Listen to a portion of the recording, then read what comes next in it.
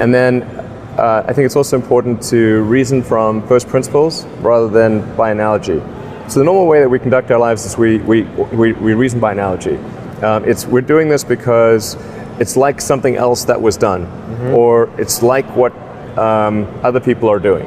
Me Too type ideas.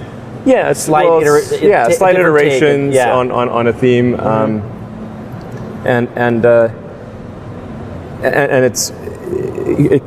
it's kind of mentally easier to reason by analogy rather than from first principles. But by first principles is kind of a physics way of looking at the world, and what that really means is you kind of boil things down to the most fundamental truths, and say, okay, what are we sure is true, or as sure as possible is true, and then reason up from there. That takes a lot more mental energy. Give me an example of that. Like, what's one thing that you've done that on that you feel has worked for you? Sure. So somebody could say, in fact, people do, that battery packs are really expensive, and that's just the way they'll always be, because that's the way they've been in the past. You're like, well, no, that's pretty dumb, because if you applied that reasoning to anything new, then you wouldn't be able to ever get to that new thing. Right. It's like you can't say, horses.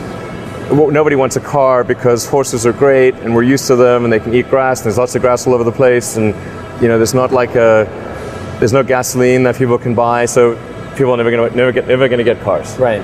That people did say that. And for batteries, they would say, it's going to cost. Historically, it's cost $600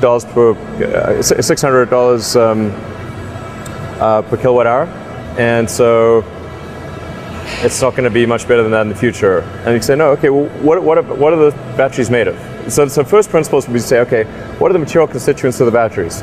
What is the spot market value of the material constituents? So you can say, okay, it's got cobalt, nickel, aluminum, carbon, and some polymers for separation, and a steel can. So break that down on a material basis and say, okay, what if we bought that on the London Metal Exchange, what would each of those things cost? Like, it's like $80 per kilowatt hour.